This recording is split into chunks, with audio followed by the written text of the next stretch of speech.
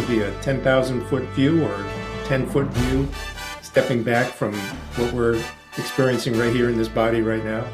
That's such a valuable perspective. You can really make some great insights and probably some great changes from doing that exercise.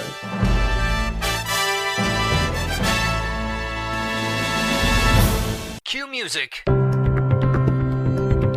Places, everybody, places. We're starting in 3, 2.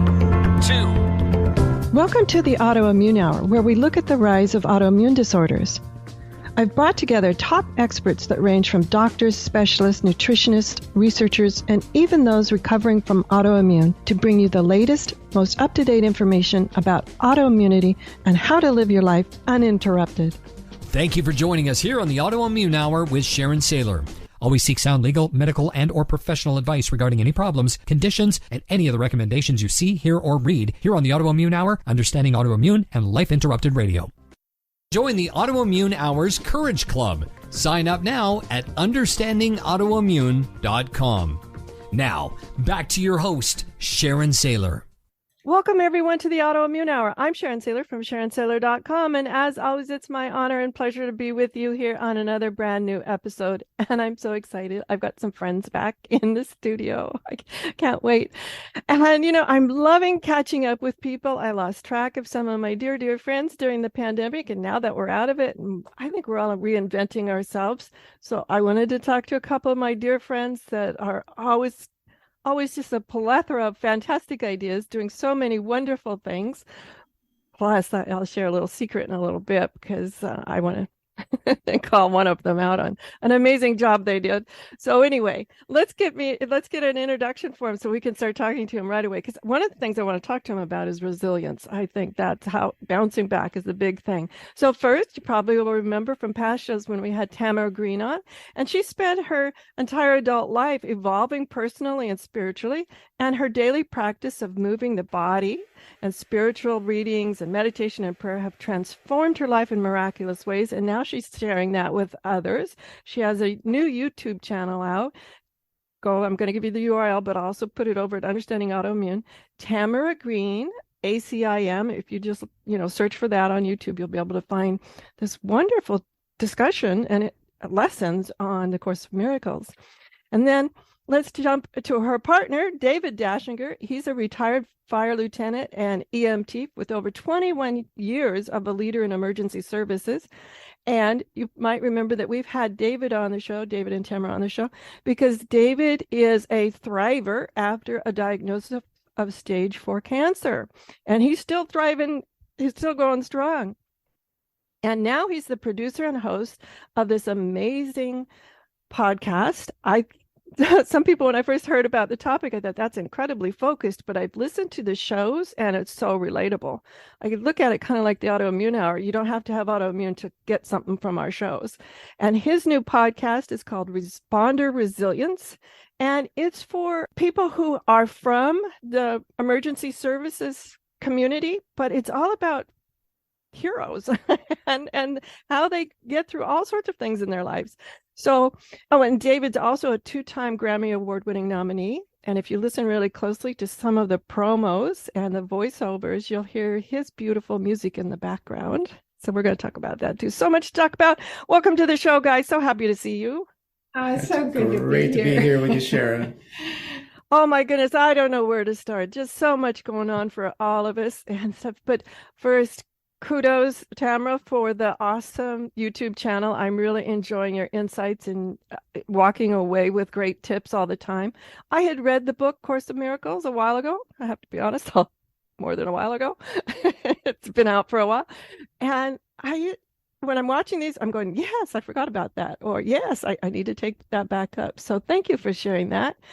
And we'll talk more about that. But I also wanted to talk to David. And since we're on the topic of YouTube, everybody, if you haven't been to Autoimmune Hour's YouTube channel, it's youtube.com/understanding autoimmune, just like our website, Understanding Autoimmune. Go over there. First off, subscribe for us, okay? So we can keep the channel going. But David has made the most exquisite, awesome intro for the show. When you go to YouTube and it says, welcome to our channel, when you watch that that video feed of what the show's about, that's David's amazing work. So thank you, David, for doing that for our show. It's awesome.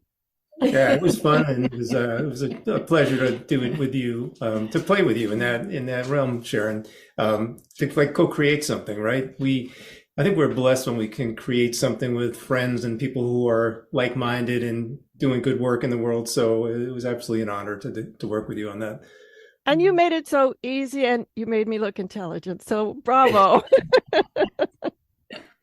Well, you're very intelligent without David, but I agree with you. It's such a beautiful finished product, isn't it? It is. It is. And I love that the show is continuing to go on the path of growing, and wanting to call out FeedSpot and painresource.com both for listing us as shows you should be watching and listening to in 2023. So thank you, painresource.com and feedspot.com for that honor. It's awesome. Now, where to start, guys? I want to talk. I know Course of Miracles, there's some conversation about resilience and keeping going, keeping moving forward, positive mindset and stuff.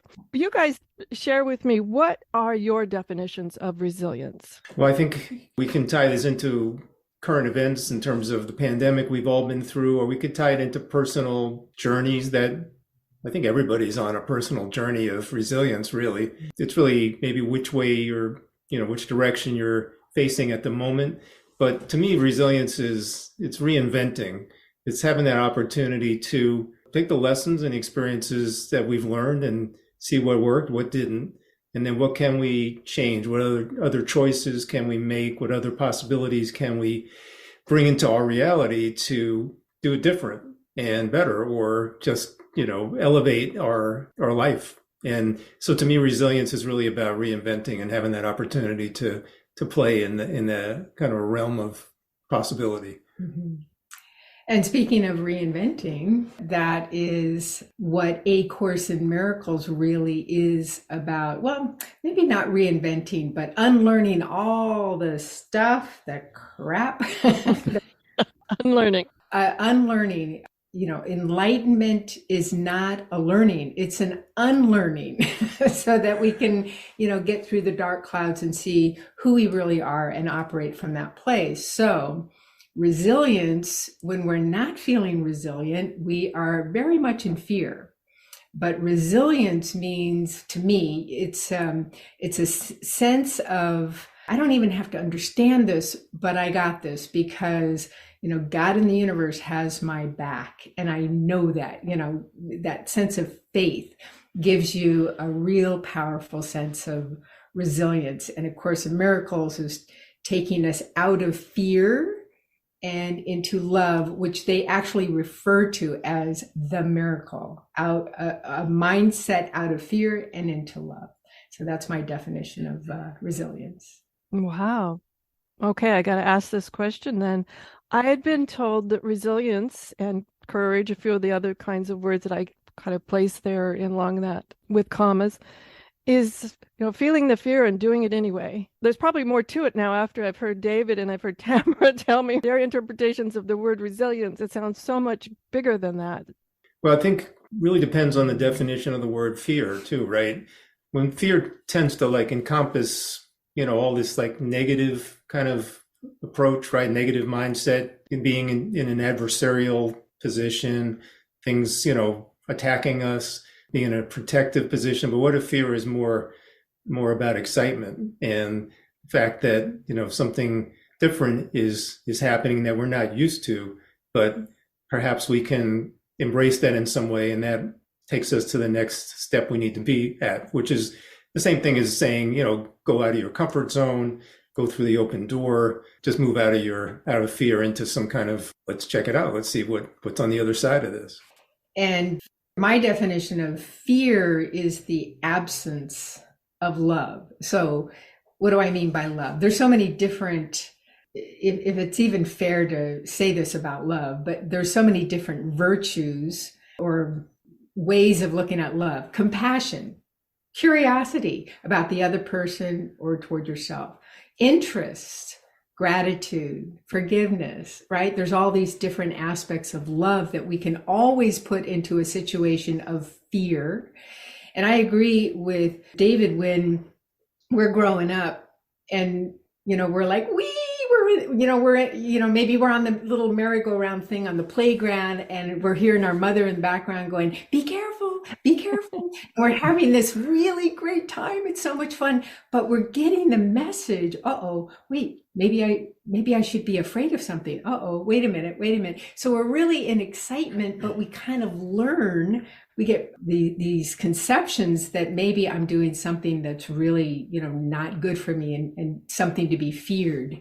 So we get kind of fear and excitement and leaning into something new kind of mixed up a little bit, because we just need to unlearn that. Right. And it's a little bit of this trepidation about the unknown, right? But what if there's something really cool on the other side of that unknown, or we allow ourselves to like dip our toe into it instead of going, that's scary. I hear that phrase a lot from a lot of people, that's scary. And in fact, is it really scary? Or is it like a judgment or a belief that we're making about it, right? Are we really examining the thing for what it truly is? Or are we just completely deciding arbitrarily or based on our prior experience that something is not good for us or not a good thing to do? So again, I think like if we can feel more secure that we are blessed and that we have people looking out for us, or even people beyond this realm looking out for us. Well, not even people, it's probably just energy that's looking out for us. It's got us to this point in our lives. Somehow we were protected through all the zillions of things that could have gone wrong, and here we are, still alive, still doing it. To me, that's a miraculous thing, and I think it's a sign of resilience that we're still here. So definitely want to swing back to just part of the conversation, because I'm nodding my head over here. One of the things that is interesting to me is, and I pick them up in childhood for sure, but still kind of hit me like Velcro balls even as an adult, are other people's fears being placed on me. I know this is done out of love, but you guys know I travel a lot, and somebody will text me, safe travels. Now I know that's done out of love, but I'm kind of thinking, are they worried that I'm going to go purposely unsafe? I mean, I know that's kind of a ridiculous sort of, it's not a complaint, it was just an observation of how other people's worries about things can stick to you like those little Velcro balls that are. That's a perfect example that you give, Sharon, about it's so kind of subtle, innocent in a way, but not. And well-intentioned. But the underlying message is, you got to be really careful and be on your toes and really notice what's going on around you, because there is something to fear when there's not. It's just simply nothing to fear. But we've really been taught to fear quite a number of things. Yes. For an example, or stepping into something new. Now, I do want to take a little bit of a turn here, because since we're talking about these kinds of conversations and beliefs that get put upon us, you guys, I mentioned in the opening there that you guys have walked David through his amazing thriving and recovery from stage 4 cancer, and Tamara from the caregiver side, and from my side, going through the autoimmune diagnosis. There was a lot of fear placed on me from well-meaning medical professionals. They give you the great big long word as the name of what you got, and then they go through all the stats. And in my case, they were kind of scary stats. Luckily, I didn't know what the big long word meant, so the stats meant very little to me, so it didn't sink in until later when I looked it up on Dr. Google, which I don't recommend. But let's talk about have you guys come up with ways that you can shield yourself and say, thank you, and I don't need to know that. I don't want to shut people down, because I know even doctors are giving you this information from a well-intentioned place. I felt like I was swimming upstream to get to a healthy place again. Right. I totally relate to what you're saying, Sharon. And, I think there's a lot to be said for not buying into the data that they're giving you, because they're giving you data that, it's basically generalized based on other people's experiences and other people's health and lives and outcomes. And why does yours have to conform to that set of data? So I think, I like to call it drinking the Kool-Aid, but I say don't drink the Kool-Aid, and get whatever information is really pertinent, and then maybe don't buy into the rest of it, or, look too deep into it, because why can't we create a different possibility for ourselves health-wise than all these, statistics that we're being fed? And it just might be a real eye-opener to the doctor. I mean, I have a lot of clients of mine are medical doctors, psychologists, psychiatrists, therapists, and maybe it's a beautiful opportunity to open them up to a different perspective. So, thank you so much for sharing this information, Dr. So-and-so. But I'm going to focus on visualizing a much better outcome than you just presented, because, you don't have to say those P's, but for everyone to know, as you visualize, so it is.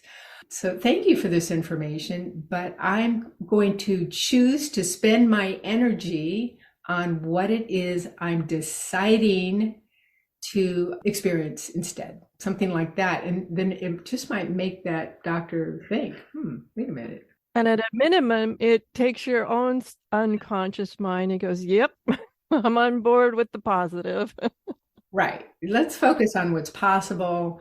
And, it's even interesting. I think we may have even talked about this in one of the shows. I had an epiphany when David was going through his treatment, and I was so, kind of attached to the idea that he had to get better, and we had to grow old together and see our kids grow up and have children, get married and all that stuff. And I realized how attached I was, and the stress that it was creating for me, and probably for David too. And it was a real epiphany when I decided, or when I realized that I was very attached, and it's not about the outcome as much as who am I being right now in this moment? I don't have tomorrow, so let me focus on right now, and what can I focus on now in this moment? Because that's the only creative place we have, is now, in the moment, not yesterday, not tomorrow, but now.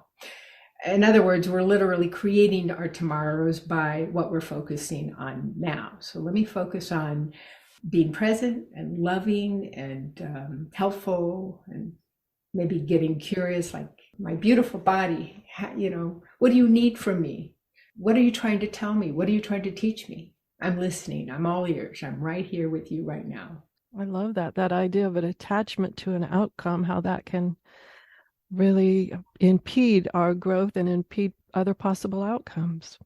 Well, it's fear-based, so anything fear-based can be not serving you or anyone else. Another piece to that is, by way of a story, a friend of mine, very close friend, was diagnosed with cancer, very serious cancer, and he decided to go down the rabbit hole and look it up and go online and see what was out there. And he put himself in a place where he got progressively more depressed and sad, and went down that dark hole where every minute is so precious, because he does, none of us know how many minutes or days we have, right? Anything can happen at any time, but especially when you have a serious diagnosis, now every minute is that much more precious. And he put himself in a place of being that, really depressed, fearful, worrisome place of what was going on with his health, and then unable to appreciate anything in his life during that time.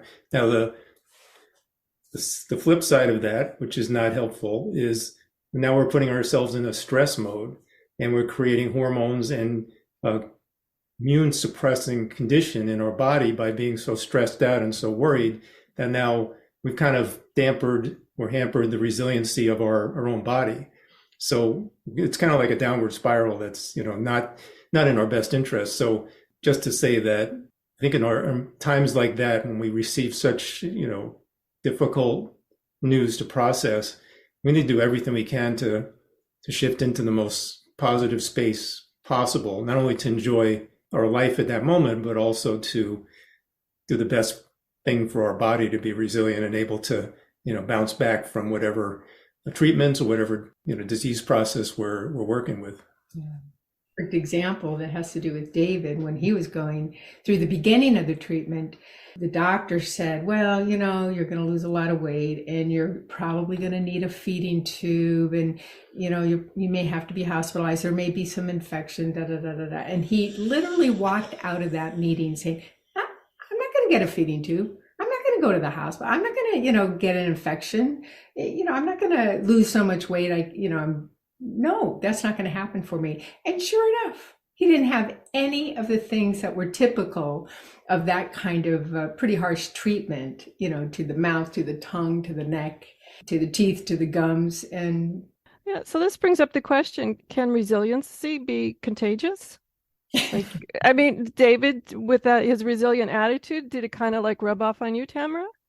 Oh my gosh. Yes, absolutely. It's so inspiring. Very inspiring. He was David's a master at whatever he decides to do, man. He just puts us all into it, whether it's a marathon, whether it's, right now it's a documentary that he's working on, or getting, like a video that he created for you. He just goes all in, and refuses to see anything stopping him from that goal. Well, I know that when we decided on the video, it was all in. It was like, wow, that was great and that was fast. Thank you. It's pretty inspiring, isn't it, Sharon? Yes, because you guys know I had dilly-dallied along for a couple of years. And finally, I gave the green light to David, like, okay, and it was like, Sharon, hang on, here we go, fasten your seatbelt. Does that answer your question? Yes, it's very, Yes. Resilience. Yeah, it's has a ripple effect for sure, a very positive ripple effect. I guess that's a better word than contagious, right? Contagious is good too. You look like you're trying to say something there on the video, David. You look like your cat has, I got thinking about the resilience thing and the contagiousness of it. And so what we're doing in our podcast is bringing guests who are, for the most part, experts in resilience in the world of first responders. And it not only appeals to first responders, but also to mental health professionals like therapists, because they work with first responders and help them through PTS, post-traumatic stress, and some of the other challenges.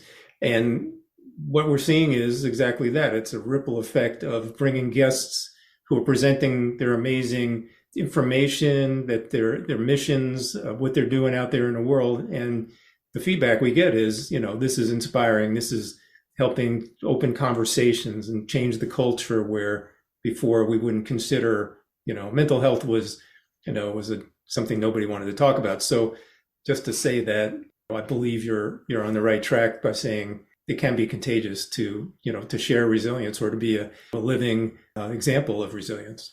Oh, absolutely. Because I'm thinking on my own mind and my own experiences that when I embody that mindset, as Tamara was talking about, of choosing a different outcome, choosing my own choice of outcome, my own positive outcome, it's amazing. People do get on board. They might. I had one doctor one time, like, now remember, you're not cured. And I was like, I don't care. Whatever you name it, whatever you want to name, but I'm feeling good. So let's just leave it at that. And they back down. They're like, okay. But I was like, whoa, okay. Let's implant that in my head. They wanted to make sure that I was using the correct language. I don't remember using the word cured, but they wanted to make sure I knew it was remission. And to me, it's semantics. I was like, I don't care. You call it whatever you need to call it to be good, but I'm feeling good. That's all. That was my goal. My goal was not one of these highfalutin words. My goal was, how can I feel good and create good health? Wonderful Dr. Bernie Siegel, who was, he's still alive, but he closed his practice. I'll never forget reading his book. Can't remember the name of it, but it was so good. And he was talking about, he worked with women who had breast cancer, and he ran support groups for his patients. And he was asked, How much time do I have? I have stage 4, how many? And he said, I would never, who am I to tell somebody how much time they have? He said, the mind is such a miraculous thing that if we really change our mindset, we can change even our cellular structure. And now neuroscience is even proving that. So who am I to say something like that? I don't know. Nobody knows, but why don't you focus on what it is that you would like to experience? Focus on what makes you feel good, because that's what it's all about. And again, like I was trying to say before, not being attached to any outcome, because who knows, maybe this journey is really for you, and our job is to ask, okay, I'm having this experience, let's say cancer or Crohn's or MS or whatever it may be. So what are you trying to teach me, body? What, soul, what do I need to know that I haven't quite been aware of? Will you guide me? Will you help me show me what it is that I'm here to learn, to experience? It's kind of like a reframe instead of focus on, oh my God, I'm so scared, what's going to happen? I like that you brought that up, and I have to talk, believe me, word nerd here. When you said, what do I have to, body, what about teach, what do you have to teach me? I kind of bristle because I don't really like when people educate me. I've always had and then you reframed it. I know that little 4-year-old comes out and stops its foot like, I'm not going to be educated. Anyway, I don't know why that happened. Then well, maybe I do, but we don't have time. But then you got into this idea of, what do I need, body? Tell me, what am I not aware of? And you started using all these other words, and I noticed that my body relaxed. So it's really fascinating to me to take time to figure out what is, as we're talking to ourselves, what are the words that our body likes to hear and will respond to in the positive. I mean, I don't know what it is about the word educate, but it still bristles to this day when people say they're going to educate me. I think it's great that you brought that up, because maybe it's not, asking, what do I need to learn, but maybe what do I need to unlearn? Unlearn, yeah. What other people's, beliefs or opinions about me that I've soaked up like a sponge when I was a little girl, do I need to now have come to the surface and release? Maybe it's something like that. But let me love you, body, through the whole process of that unlearning. There's so much science, and not just in autoimmune, but in a lot of illness and disease within the body, that past traumas, past beliefs, the past ways of being and doing have led us to where we are now. And the idea of unlearning is really important, to reshape, reframe, and let go of those things that no longer serve us. It's just amazing to me. I don't normally watch reality shows, but a friend recommended a short series one. And I think, I don't know. Not that I got particularly hooked on the outcome of it, but I was fascinated by the way the people were unlearning things that had been unhealthy and unhelpful to them as they went through their experience on this short-lived or short-term reality show. I think it took place over a period of a month or something. I was like, this is so fascinating to see people putting up such a resistance, because this is the way it's always done. And then there was a moment of breakthrough. They said, well, it's no longer working, this way of always doing it. What if I did it differently? And that's, I think, the critical point. When I got to, my health really turned around significantly, was taking the reins and control myself.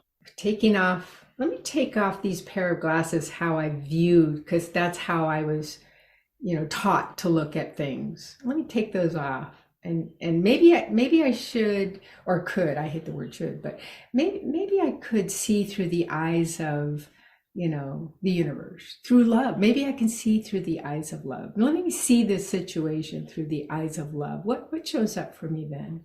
Something like that.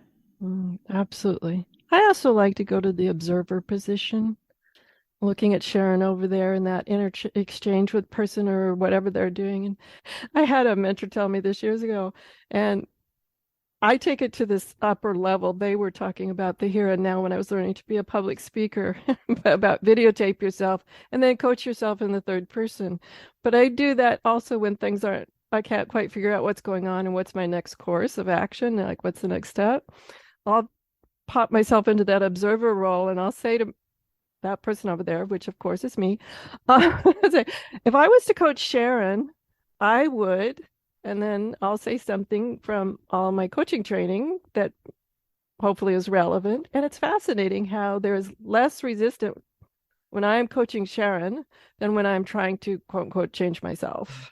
Yeah, and one of the things that we can do in meditation also is become the observer more, right? We can start to observe our thoughts and become, just the watcher more so than like we're, caught up in the actual game that we're playing right now. Game meaning the game of life or the game of, creating our reality. And I think it's a beautiful point you're making, Sharon, that we can, if we can take another, could be a 10,000 foot view or a 10-foot view, stepping back from what we're experiencing right here in this body right now. That's such a valuable perspective. You can really make some great insights and probably some great changes from doing that exercise. Yes, and one of the great changes we have to do right now is take a quick commercial break. So we'll be right back.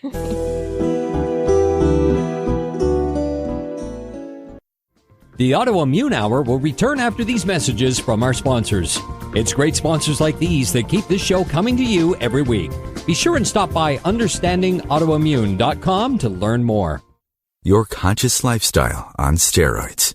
OMTimes Radio. IOM FM. Hi, it's Olivia Munn with my shelter pets, Frankie and Chance. Say hi, guys. When I adopted them, I discovered that they both have incredible personalities. Chance's sole purpose in life is to love and to be loved. Frankie is a little bit of a scoundrel and always entertaining. They're a little bit of a lot of things, but they're all pure love. Adopt pure love at theshelterpetproject.org. Brought to you by the Ad Council, the Humane Society of the United States, and Maddie's Fund. OMTimes Magazine is one of the leading online content providers of positivity, wellness, and personal empowerment. A philanthropic organization, their net proceeds are funneled to support worldwide charity initiatives via Humanity Healing International. Through their commitment to creating community and providing conscious content, they aspire to uplift humanity on a global scale. OMTimes, co-creating a more conscious lifestyle. Listen and imagine.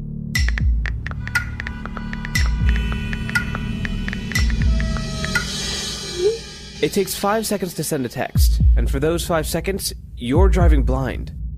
Life is worth more than a text. Stay alive. Don't text and drive. Visit StopTextStopWrecks.org, a message brought to you by the National Highway Traffic Safety Administration, Project Yellow Light, Noise, and the Ad Council. Hi, this is Sharon, and of course you know me from here on the Autoimmune Hour. Maybe you don't know I'm also an author. My latest book is for kids. It's Pinky Chenille and the Rainbow Hunters, a winner of a 5-star reader's favorite review. It's perfect for your early reader and a great bedtime story for your young adventurers. Check it out over at pinkychenille.com. That's PinkyChenille.com. See you there. Research shows we apologize up to 10 times a day, and most of the time, we say sorry as a response to someone else's mistake. What if we thanked people instead of all that unnecessary apologizing?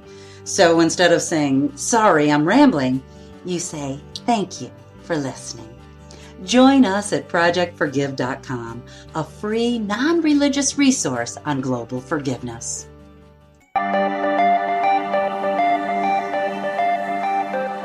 Welcome back, everyone, to the Autoimmune Hour. I'm Sharon Sayler from SharonSayler.com, and pop over to understandingautoimmune.com to listen to all the other 400 plus episodes that are over there as well. And tonight we're talking about resilience and all sorts of other things with two of my favorite people in the world, Tamara Green and David Dachinger. They're a husband and wife dynamic duo. They're always up to something fascinating, and Right now, I do want to shout out because I really love Tamara's new YouTube channel. So go over there. Guys, help us get it to that 100 mark. And right now, what you do is go to youtube.com and then you put in Tamara Green. And I'm trying to think, Tamara, it's ACIM. And it would actually be the 1,000 mark. Oh, okay. Or the 1,000. Sorry about that, guys, but whatever. Let's help her get pop over there. Plus, you'll learn so much. It's a fantastic YouTube channel with lots and lots of interesting topics that Tamara explores in the Course of Miracles. And then you also want to listen to David's amazing podcast. It's called Responder Resilience. Correct. Yep. Fantastic. And you might saying, well, I'm not an emergency services person. But as you could tell, regardless of where you are at life, resilience, well-being, wellness, all those sorts of things, critically important. And I'm a big believer of finding out what other areas, what other groups know, because sometimes the biggest breakthroughs come when I, as an outside observer, go, oh, we could take that and put it over here and make it amazing for these people too. And people are like, well, I thought everybody knew that. Because that idea of you can't see, a fish doesn't know it's in water. So that's what I love about listening to podcasts that I normally probably wouldn't, just by the title, go, I don't think so. But David's podcast, he's a great interviewer and he has amazing guests. So go over there as well. I just love these two, as you can tell. So we love you too, Sharon. So we're back here. I want to talk some more about resilience and things. But what comes to mind when you're talking to people and say they just got a diagnosis? And I want to talk about this place of, since you're a couple and you went through it together, caregiver and thriver. I want to talk, what goes through your mind as a couple to stay resilient? I mean, we talked a little bit about the personal part of it, but I know you two are just awesome.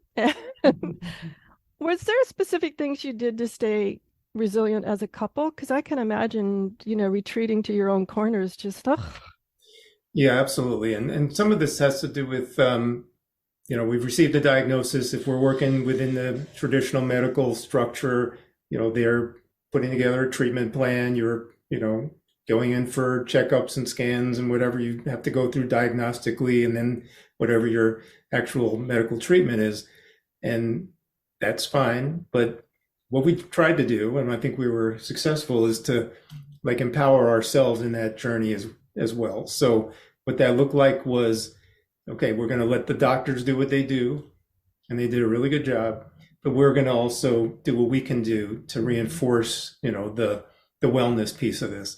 So we made sure to move, right? To literally just move our bodies. And that was go walking, right? I was a person who exercised in the gym, ran, did extreme, kinds of sports. I was reduced to walking during my cancer treatment. So we walked. Yep. And it was probably the brutally cold winter, not the greatest time, but we still made an effort to go out. If we didn't walk, we shoveled snow. And during those walks, we would do a gratitude exchange, which probably the most simple and powerful tool to shift out of a place of negativity and fear into a place of positivity and possibility. So why don't you explain what that looks like? Yeah, we called it our gratitude walks, and we would literally spend an hour going back and forth. Well, I'm grateful that we have two wonderful children that are supporting us through this experience as well. And then David would say, I'm so grateful that we have amazing insurance to pay for all of this. And back and forth we would go. And by the end of the hour, we didn't have a care in the world, even though, he was going through stage 4 cancer. It just lightens the load because it's all about the focus, right? It's like if you have a plug that you pull out of the wall and you put, where are you feeding your energy? Well, in that hour, we were focused on only what we were grateful for. And does that feel good? Wow. I love that. And you don't have to be sick to do that, guys. I'm just in my mind. I think I'm a big walker, and I've got a group of friends. They're not all as committed as I, but you'll find some part of the day that you can snag. I love that. Another aspect of that is, so we were talking a little bit about kind of being, stuck in the past or worrying about the future, especially in the context of a diagnosis. Well, when you do this gratitude exchange, it really puts you into the present moment. You're really thinking about, what am I grateful for right now? And somehow you just gravitate into the now, and all the past and the future melt away. And so I think that helps to shift you into this place of a little more calm and peace than you were when you started. Yeah, I don't think anything can beat the combination of presence and love. The experience I have with presence is being in a loving state. So what's interesting to me about the place coming from gratitude, and let's say in my case, most of my walking partners are not my couple. So even coming from that place of gratitude, just having someone exquisitely listen, not rebut, not respond, not get triggered, whatever list you want to check off, and just imagine the idea of the freeing and the comfort of being able to express gratitude, even for something that you might think a little odd. The yellow crocus are coming up in my front yard right now, and I've taken multiple pictures of them. I just think they're beautiful, and I'm so grateful they're there. And just somebody kind of listening to some of these even things that are a little more commonplace.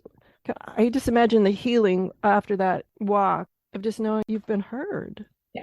Absolutely. I run a cancer caregiver group every week. There's a lot of upset with caregivers that their loved one experiencing the cancer is in their own little world, it's a kind of a me focus when they're going through it. And the caregiver, which makes perfect sense. Absolutely, yes. And no judgment, of course, right? It's probably even part of the self-preservation, of course. But the caregivers actually feel that, and they express how even lonely it feels to be the caregiver. As I explain to them, well, guess what? It's an opportunity for both the one with cancer or autoimmune and the caregiver, because you're both on a journey of self-discovery or an unlearning, right? It's an opportunity that is golden here that you can actually go for and really explore. Yeah, that's the thing that I've noticed in a lot of people in the show will write me little notes, and it's not that I have spoken to them personally, but via the show they go, oh, the so-and-so guest really understands what I'm going through, or Sharon, you made this comment. It's nice to know that you understand what I'm going through. And I've often said it about myself, as when I would hear those on podcasts I was listening to, it was just nice somebody was confirming my sanity. I know I've shared with you at times on my healing journey, because we've known each other a while, that sometimes I feel like I'm playing medical whack-a-mole, and that sometimes it's nice just to have someone listen. And sometimes I'm like, okay, it sounds crazy, but it's not. Not crazy at all. Nope. No, and that speaks to the power of support groups also, where you can be in a group of people who are going through a shared experience. It's individual, but they're also, it's a collective experience. And, I know Tamara can speak to this from her work as a support group facilitator, that magical things happen, in that room, so to speak. Of these days, it's virtual more so than in person, but still, magic happens in the group. And I think it's because of that shared experience and the common ground that you're referring to, Sharon. Definitely, it's huge. And in fact, I have that on the website, You're Not Alone, because that's how I was my early experience of my wellness journey. And then I found out I wasn't alone, and it was such a relief. Now, speaking to that, do you guys have any tips on finding the right support group for yourself? I don't know about you, but I've been on lots of social media groups, and they all have different flavors and personalities, even though they're about the same topic. And is there a way to sort of mentally vet which one might be the best for you? I get asked a lot, can you help me find, I live here and can you help me find a support group? How do I find it? Word of mouth is the best. Doctors or nurses or, people that, the practitioners that are in the field, let's say of autoimmune, you want to ask and ask and ask and ask. Do you have any resources for me? I would love a support group.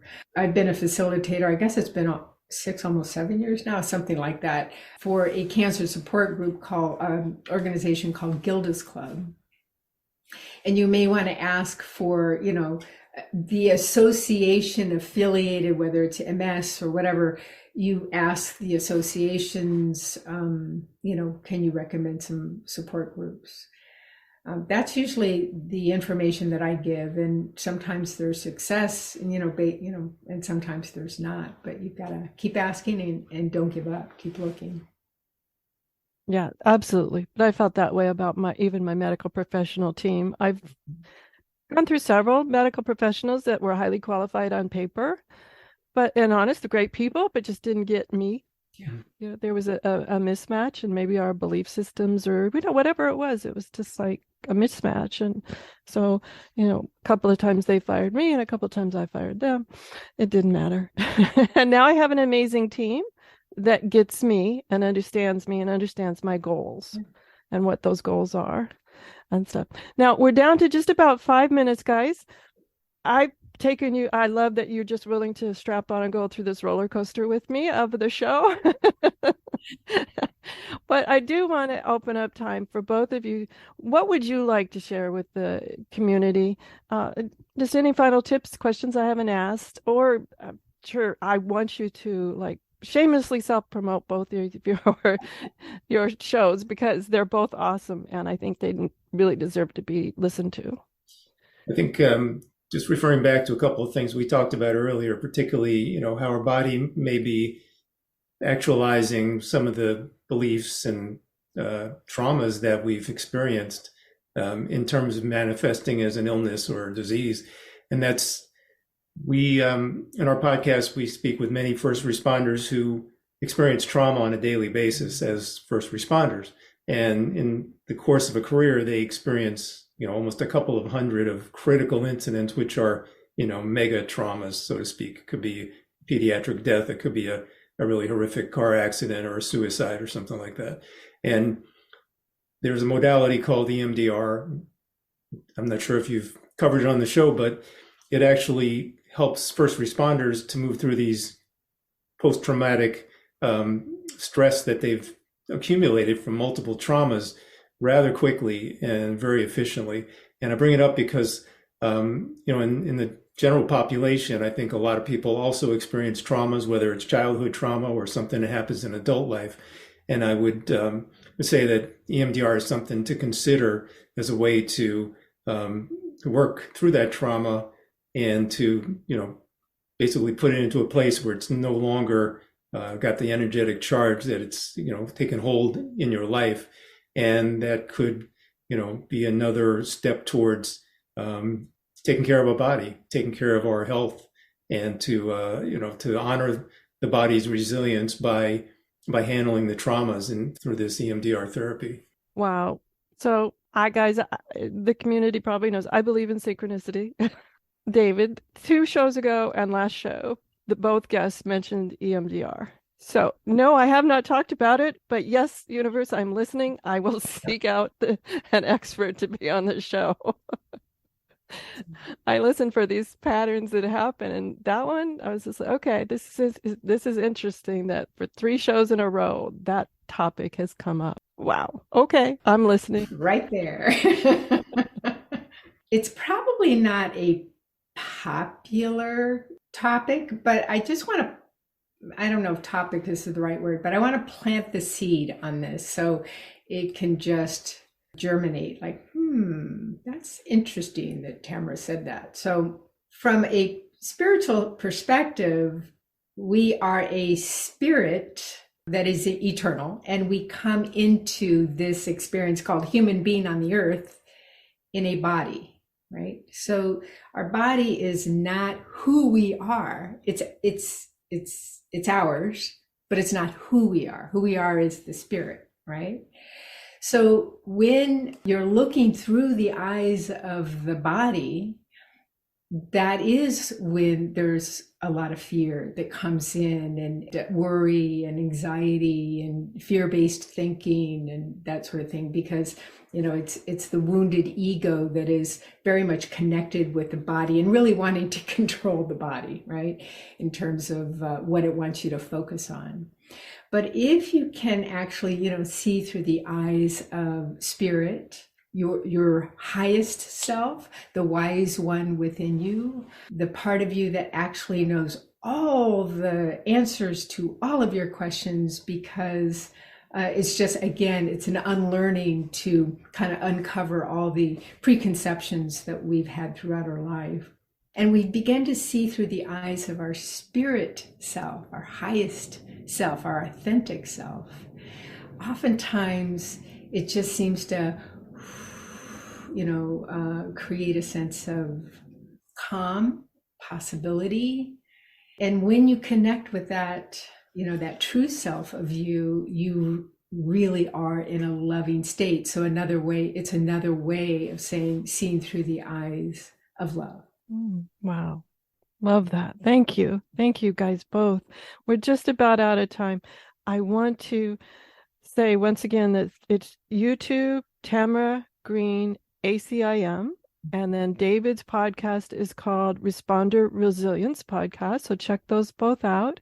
And if you would, as long as you're over at YouTube, check out my site, the site called Understanding Autoimmune, and be sure and subscribe to that too, so we can get some momentum going around that. Thank you both, my friends, for being on the show and just exploring with me all about resilience and finding out who we really are. And, how do we do this journey in a nice and wonderful, healthy way? So everyone, have a great week. Whatever your adventures, join me next week for another brand new episode. Enjoy. The information provided on the Autoimmune Hour, Understanding Autoimmune, and Life Interrupted Radio, including the websites understandingautoimmune.com and lifeinterruptedradio.com, plus social media, is for educational purposes only. What you read, hear, and see on the Autoimmune Hour, Understanding Autoimmune, and Life Interrupted Radio, and its websites, and other media outlets is based on experience only. The information should never be used for any legal, diagnostic, or treatment purposes. For the next few minutes, we'll be providing a guided meditation. Meditation is a positive way to help reset your day and does require specific, targeted attention and focus. Please do not drive or operate machinery during this time. As we say here, drive when you drive and meditate when you meditate.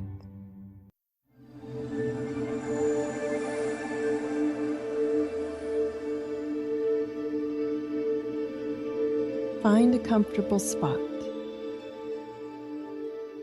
Take a moment to move about, shake out all the nooks and crannies. Get comfortable. Shake out your fingers and your toes, taking some nice deep breaths, and extend the exhale. If it feels right for you, make a noise on the exhale.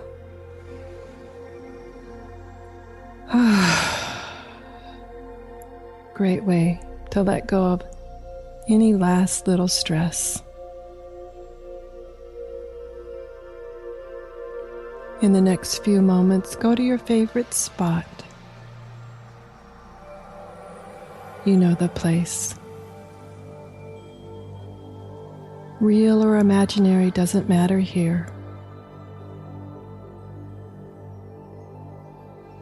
Take a moment to savor the colors, the smells, the textures and the patterns.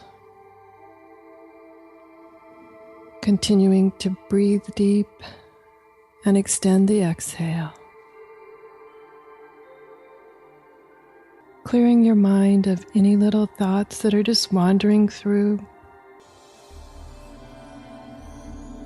Take this time to explore your inner truth.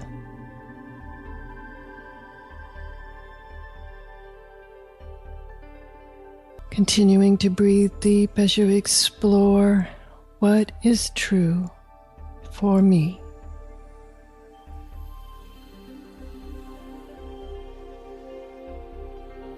Noticing what you would like to change and allowing that to happen. Continuing to breathe deep through each change, each thought.